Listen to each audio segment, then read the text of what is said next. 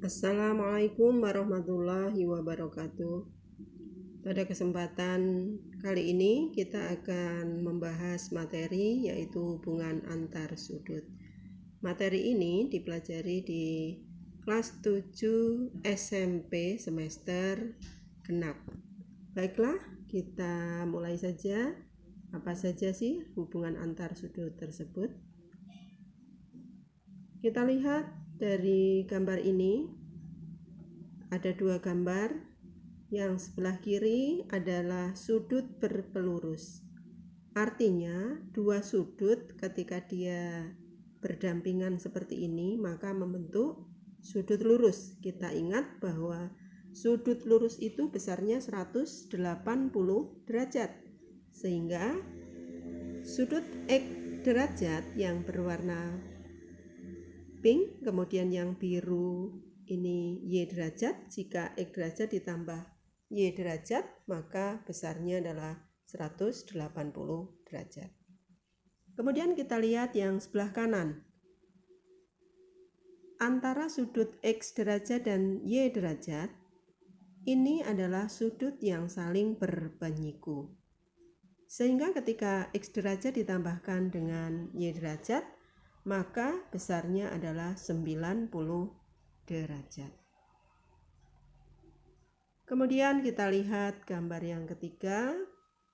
Ada dua sudut yang saling bertolak belakang. Misalnya yang biru, sudut kedua dan keempat ini posisinya adalah sudut yang saling bertolak belakang. Kemudian sudut yang nomor 1 dan 3 ini juga sudut yang saling bertolak belakang. Untuk sudut yang bertolak belakang, besar sudutnya adalah sama. Kemudian ada dua garis sejajar, dalam hal ini adalah garis K dan garis L, kemudian dipotong oleh garis M. Dari perpotongan garis M ini membentuk 8 sudut. Misalkan diberi tanda sudut pertama, sudut kedua sampai sudut ke-8. Kita lihat keterangan di sampingnya. Sudut-sudut luar, jadi ada istilah sudut-sudut luar, yaitu sudut pertama, sudut kedua, sudut ke-7 dan sudut ke-8. Berikutnya sudut dalam, berarti ada di dalam kedua garis sejajar itu. Dalam hal ini adalah sudut ketiga, sudut keempat, sudut kelima, dan sudut ke-6. Kemudian ada istilah lagi, sudut dalam tapi berseberangan. Ya. Jadi misalnya sudut ketiga dengan sudut kelima, sudut keempat dengan sudut ke-6.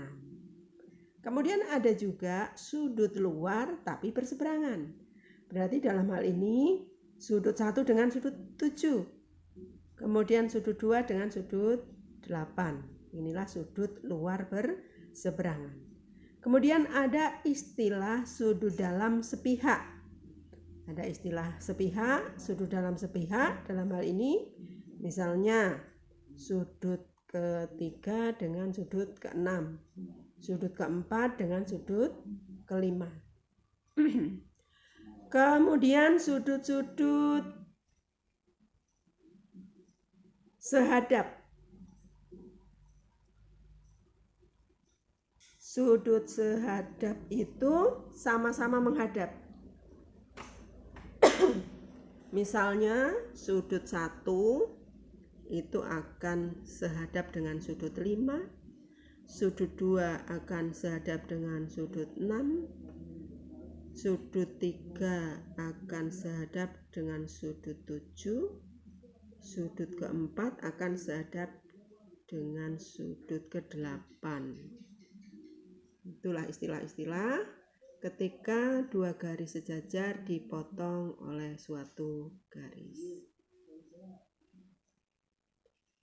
Kita lihat contoh-contoh soal dan penyelesaiannya.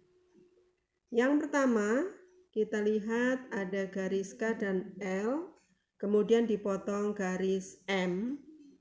Nah, kemudian ada sudut 3x derajat Kemudian ada sudut 60 derajat. Tentukan nilai X-nya. Kita lihat penyelesaiannya. 3X ditambah 60 itu sama dengan 180. Ya. Karena sekali lagi, dua sudut itu adalah sudut yang sepihak. Sehingga 3X ditambah 60 adalah 180. Maka 3X itu sama dengan 180 dikurangi 60. 3X sama dengan 120. 3 dikali berapa supaya 120? Maka X-nya adalah 40. Jadi nilai X dalam hal ini adalah 40 derajat. Berikutnya, suatu garis sejajar, dalam hal ini masih sama garis K dan garis L, di mana ada dua sudut yang diketahui. Sudut yang pertama 2X ditambah 10 derajat, sudut yang kedua 70 derajat. Posisi dua sudut ini adalah sehadap. Kemudian tentukan nilai X-nya. Kita ingat sudut yang sehadap itu nilainya sama. Sehingga kita bisa tuliskan 2X ditambah 10 sama dengan 70. 2X sama dengan 70 dikurangi 10. 2X itu 60, maka 2 kali berapa supaya 60? X-nya yaitu 30. Jadi nilai X adalah 30 derajat. Berikutnya ada dua garis sejajar juga, dalam hal ini adalah garis K dan garis L, dipotong oleh garis M. Kita lihat dua sudutnya.